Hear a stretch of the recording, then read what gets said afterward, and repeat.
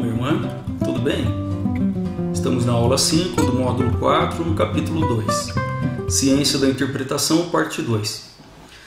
Como nós conversávamos a respeito da teologia, do estudo teológico, agora vamos falar sobre a questão da interpretação teológica. A interpretação teológica, como a gente falou, ela então busca auxílio de outras ciências para poder interpretar a matéria-prima, que é a Bíblia, A Bíblia, o texto bíblico, ou então a tradição, no caso dos católicos, e também os elementos da vida humana, que também nós vimos que pode ser considerado como matéria-prima da teologia, Então, assim, essas interpretações teológicas, elas vão divergir muito de grupo para grupo cristão, assim como também as explicações e os elementos doutrinais também que divergem bastante, de acordo aos grupos cristãos que está em voga. Então é necessário que a gente reconheça o campo de atuação de cada grupo cristão para poder abrir um diálogo a respeito disso com eles, para que a gente possa dialogar, para que a gente possa focar nas nossas semelhanças, para poder então conversar, para poder dialogar como filhos do Senhor do diálogo. O saber teológico ele não é particular, mas ele é geral. Então, quando a gente for se abrir em diálogo com outras denominações religiosas, quando o que me for pedido, o que tiver à minha frente, ao meu alcance, que for necessário que eu dialogue com pessoas de outras religiões, como por exemplo, eu particularmente já tive alguns amigos que eram de outras denominações e que me pediram conselhos a respeito de suas fés, de sua doutrina, que me pediram conceito até mesmo a respeito da vida deles, de suas vidas.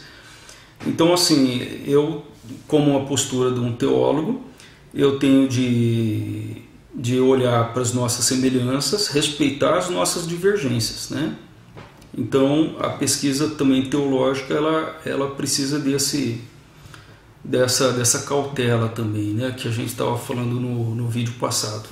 Bom, então o processo de pesquisa teológico, ele não se restringe a falar e recontar o que já foi dito, mas de interpretar sob novas luzes o que já fora analisado anteriormente. Nesse sentido, o que quer dizer? Se você pega um livro da Bíblia e você ali pega então um teólogo que já trabalhou sobre o contexto, sobre o significado daquele livro, daquele autor, e fez uma contextualização, uma interpretação, enfim. Aí de repente surge um novo teólogo que trouxe novas descobertas ou então novas interpretações, novas luzes, de novas óticas, e ressignificou a mensagem para a vida contemporânea, para a vida atual. Então, vamos supor que o primeiro autor tivesse escrito o livro na década de 40 e agora nós tivemos outro autor que escreveu o livro em 2018. Então, nós temos aqui uma lacuna aí de seus 70 anos, um pouco mais de 70 anos de diferença. Então, essa lacuna dá um espaço para muita divergência de interpretação, ou então abre espaço para uma margem de interpretação um pouco maior, porque também a vida humana mudou, as ciências evoluíram, as pesquisas evoluíram, e também a teologia como uma ciência de interpretação, ela também evoluiu. E então, segundo esses novos parâmetros científicos, a teologia então traz esse texto, esse autor, esse livro, traz as luzes de novas ciências para que então seja explicado de uma maneira mais ponderada, com a vida de hoje, com a vida cotidiana, de 2018. né, para o homem atual, para o homem e seus problemas atuais, né, dentro de uma sociedade da tecnologia, dentro da configuração de seu panorama, de seu contexto, enfim, né? Então a gente precisa também respeitar e poder se abrir também a essas novas interpretações, claro que com toda a cautela possível, né? Existem teólogos que nem por ser não necessariamente por ser teólogo ele vai ser cauteloso com aquilo que ele escreve. Muitas vezes um teólogo ele pode sofrer sim um desvio de personalidade, de conduta, de ótica e encaminhar a diretriz cristã para outro caminho, né, para outro lado. Então a gente precisa ter realmente essa cautela de estar verificando e estudando esse texto, né? Toda a cautela possível.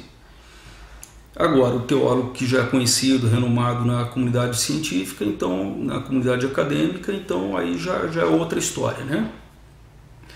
Então a teologia ela interpreta a fé atribuindo significado novo que se renova, ou seja, ressignificando aquela mensagem, né, para servir de orientação para o homem de hoje, né, para a vida e os problemas atuais, né?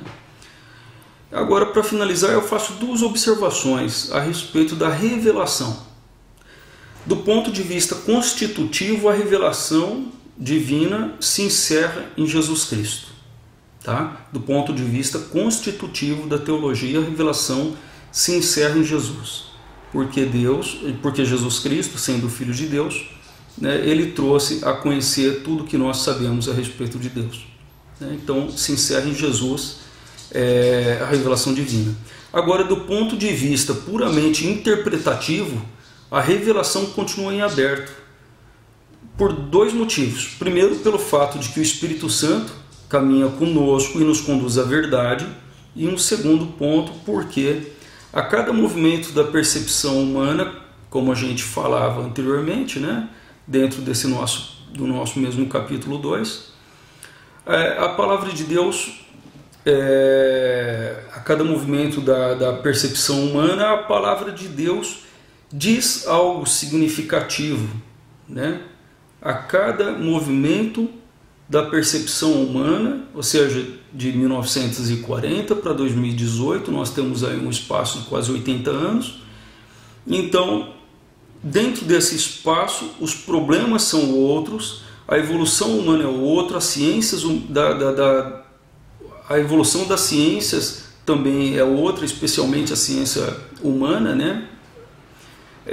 Então, nós aqui precisamos ter uma contextualização, né?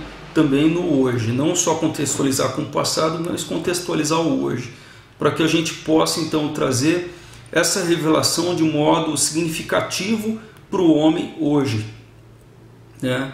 Ou seja, vamos dar um exemplo, né, bacana, a juventude hoje, né? Como nós podemos traduzir a Bíblia, a palavra de Deus, para a juventude, de modo que o jovem se interesse, de modo que cative o jovem, né? Então é isso que aqui eu estou querendo dizer, né, a respeito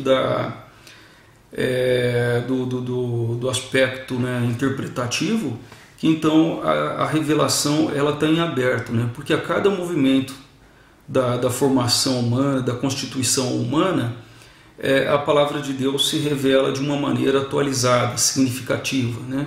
Que transforma a incansável busca do humano pelo sentido da vida, né? E também em direção a Deus no homem itinerante que caminha rumo ao Senhor, rumo à pátria, né? Bom, espero que tenham aproveitado dessas minhas palavras. Eu agradeço a presença de vocês, agradeço mais essa aula. Fica com Deus, Deus abençoe e até o próximo módulo.